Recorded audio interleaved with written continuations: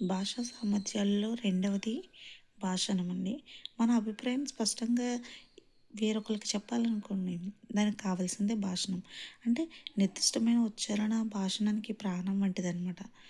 సరైన ఉచ్చారణతో భాషింపలేని పిల్లలు తమ అభిప్రాయాలను కూడా స్పష్టంగా చెప్పలేరు కదా! కాబట్టి అటువంటి వారికి భాషణలో చిన్నప్పటి నుంచి శిక్షణ ఇవ్వాలనమాట.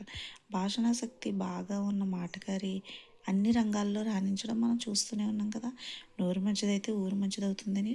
అంటే వాగ్భూషణమే భూషణం అనే నానుడిని బట్టి భాషణం గొప్పదనం స్పష్టమవుతుంది. డాక్టర్ నండూరి రామకృష్ణాచార్యులు తమ ప్రగతిగీతలో ఇలా చెప్పారనమాట. ఏం చెప్పారు? వాక్కుకున్న పదును వాడి కత్తికి లేదు, మార్చగలదు మాట మనిషి మనసు, జారవలదు నోరు జాగ్రత్త జాగ్రత్త, శబ్దములకు గలదు గొప్ప శక్తి అనే భాషణ ప్రాధాన్యతను విస్పష్టం చేశారు. ఎవరు? నండూరి రామకృష్ణాచార్యులు. భాషణాశక్తిని అభివృద్ధి చేయడానికి పాఠశాలలో జరిగే కృషిని ఏమంటారంటే వాచిక చర్య అంటారనమాట. మరి విద్యార్థులు వాచిక చర్య అభివృద్ధి జరగాలంటే ఏం చేయాలి? ఏం చేయాలి? ఫస్ట్ తరగతి గదిలో స్వేచ్ఛగా మాట్లాడుకునే వాతావరణాన్ని కల్పించడం ద్వారా పెంపొందింపు చేయవచ్చు. బెరుకుగా ఉన్న విద్యార్థి చక్కగా భాషింపలేడు. కాబట్టి పిల్లల పిల్లవానికి ఏ అంశాల పట్ల ఆసక్తి ఉందో ఆ అంశాలపై చిన్న చిన్న ప్రశ్నలు వేసి సమాధానాలు రాబట్టడం ద్వారా మెరుగుపరచవచ్చు. వారు చెప్పే సమాధానాలను ఉపాధ్యాయుడు శ్రద్ధగా వింటుంటేనే పిల్లవాడు ధారాళంగా తన భావాలను వ్యక్తం చేస్తాడు. అప్పుడే మనం అతని భాషలోని లోపాలను గుర్తించి సరిచేయడానికి వీలవుతుంది.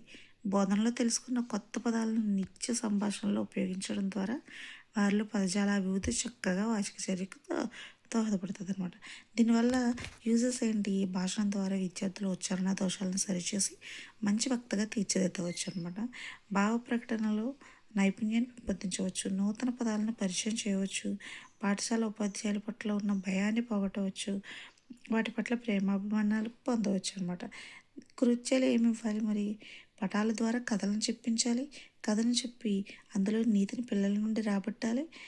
కథ ప్రారంభంలోనూ ముగింపులోనూ పిల్లలకు ఉత్సాహం కలిగించే వాక్యాలను ఉపయోగించాలి. ప్రఖ్యాత భాషా శాస్త్రవేత్త పి. గుర్రే భాషణాన్ని ఈ క్రింది అంశాలు నియంత్రిస్తాయని చెప్పారనమాట. ఏంటవి? ధ్వనులను వినియోగించే విధానం, భాష వినిమయానికి ఉపయోగించే భాషారూపం, వక్తకున్న వ్యక్తిత్వం. ఈ మూడు కూడా భాషను నియంత్రిస్తాయని చెప్పారనమాట.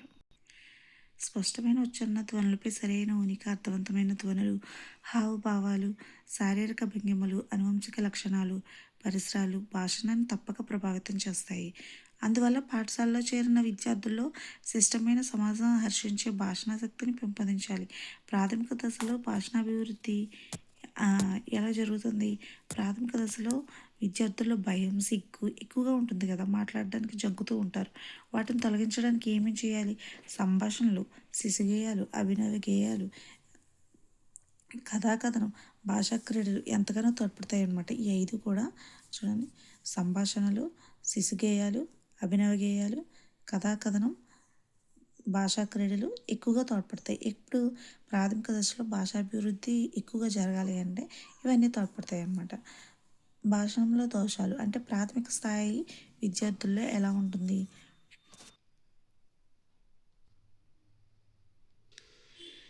ప్రాథమిక స్థాయిలో భాషణంలో దోషాలు ఎలా ఉంటాయంటే భాషా దోషం ఉంటుంది, భావదోషం ఉంటుంది, వర్ణక్రమ దోషం ఉంటుంది. భాషా దోషం అంటే ఏంటి? సాధారణంగా విద్యార్థి ఉపయోగించే వాక్యాలు కష్టమైన అన్వయం కలిగి ఉండడం, క్లిష్టమైన పదాలతో కూడి ఉండడం, వాక్యాలు పెద్దవిగా ఉండడం కారణంగా భాషా దోషాలు ఏర్పడే అవకాశం ఉంటుందన్నమాట. అప్పుడు ఉపాధ్యాయుడు చిన్న చిన్న వాక్యాలు ప్రయోగించేటట్లు చూడాలి. దానివల్ల ఏమవుతుంది? భాషా దోషాలు తొలగిపోతాయి అన్నమాట. ఉదాహరణకు, నేను రేపు పాఠశాలకు వెళ్తాను ఇలాంటివి నేర్పించాలి. తర్వాత భావదోషం అనమాట. ఒక్కోసారి సభాకంపంతో విద్యార్థి మనకు తెలిసిన విషయాన్ని సైతం తప్పుగా భాషించవచ్చు కదా. అందువల్ల విద్యార్థికి ముందుగా సభాకంపం లేకుండా ప్రోత్సహించాలన్నమాట. శ్రీకృష్ణుడు కురుక్షేత్ర యుద్ధంలో కౌరవుల పక్షాన ఉన్నాడు అంటే పాండవులు అని చెప్పేసి ఈ భావదోషం అనమాట. అంటే కౌరవుల పక్షాన లేడు కదా, పాండవుల పక్షాన ఉన్నారు కదా. ఇది భావదోషం అనమాట. సరిగా అర్థం చేసుకోలేదు అని అర్థం. వర్ణక్రమ దోషం అంటే ఇది ఎందుకు జరుగుతుంది? వేగంగా ఉచ్చరించడం వల్ల వర్ణక్రమ దోషం జరుగుతుంది. తగినంత స్వరంతో మాట్లాడకపోవడం వల్ల, తడబాటు వల్ల, వాక్యాన్ని సమాన వేగంతో పలకకపోవడం వల్ల, ధ్వనులను తారుమారు చేయడం వల్ల, మహాప్రాణ అక్షరాలను పలకవలసిన చోట అల్పప్రాణ అక్షరాలను పలకడం వల్ల, సంయుక్తాక్షరంతో కూడిన పదాలను ద్విత్వాక్షరాలుగా పలకడం వల్ల, సత్యహరిశ్చంద్రుడు సత్యహరిశ్చంద్రుడు ఇలా అనమాట. సత్యహరిశ్చంద్రుడు ఇక్కడ చా ఉచ్చారణ అనేది డిఫరెంట్గా ఉంది. ఈ లోపాలు కలగడానికి స్థానకరణ ప్రయత్నం కూడా ఒక కారణమే. అందుకే ఉపాధ్యాయుడు తన స్పష్టోచ్చారణతో విద్యార్థులోని ఈ లోపాలను సరిచేయవచ్చు. నివారణ ఉపాయాలన్నమాట. ఎలా నివారించాలి మరి? విద్యార్థుల్లో నెలకొన్న భయాన్ని తొలగించి కఠినమైన పదాలను విద్యార్థులతో మరలా మరలా పలికించాలి. పిల్లలకు ఉచ్చారణలో శిక్షణ ఇవ్వాలి. భాషలో చిన్న చిన్న వ్యాకరణ అంశాలను వివరించాలన్నమాట. ఇక్కడ మరి పిల్లలు ఎప్పుడు మాట్లాడగలుగుతారు? కొత్తగా పాఠశాలలో చేరిన విద్యార్థులు ఎవరైనా సరే పాఠశాల వాతావరణం, తోటి విద్యార్థులు, ఉపాధ్యాయులు చేయించే కృత్యాలు ఇవన్నీ కూడా కొత్తగా ఉంటాయి కదా. అప్పుడు విద్యార్థి భయపడిపోతాడు, సంకోచిస్తాడు, జంకుగా ఉంటాడు, సిగ్గుపడతాడు, పెదవిప్పి మాట్లాడు. అలాంటప్పుడు విద్యార్థి భాషా నైపుణ్యాన్ని పెంపొందించాలంటే ఈ క్రింది చర్యలు చేయాలన్నమాట. ఏం చేయాలి? పాఠశాలలో చేరిన విద్యార్థిని ఉపాధ్యాయుడు ప్రేమతో పలకరించాలి. తల్లిదండ్రులలో బుజ్జగిస్తూ ఉండాలి. వారిలో సిగ్గును, భయాన్ని, సంకోచాన్ని పోగొట్టి చిన్న చిన్న ప్రశ్నల ద్వారా గృహ వాతావరణం కల్పించాలి. శిశు గేయాలు, అభినయ గేయాలు, కథాకథనం ఉపాధ్యాయుడు చేస్తూ పిల్లలతో చేయించాలన్నమాట. ప్రాథమిక దశలో సంభాషణ ఎలా ఉండాలి? ఉపాధ్యాయుడు చేసే సంభాషణ పిల్లల్లో ఆసక్తిని, కుతూహలాన్ని కలిగించేలా ఉండాలి. వారి కుటుంబాన్ని గురించి, వారి ఇంటిలోని జంతువులు, పక్షులు, మొక్కలను గురించి మాట్లాడించాలి. వారి సంభాషణలో దోషాలను ఎత్తి చూపకుండా పరోక్షంగా సరిచేయాలి.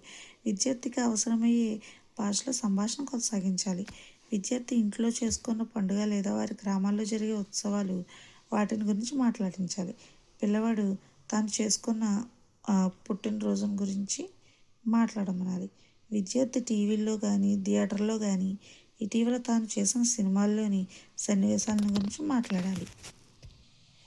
ఈ విధమైన చర్యల వల్ల పిల్లవాడు స్వేచ్ఛగా మాట్లాడగలుగుతాడు.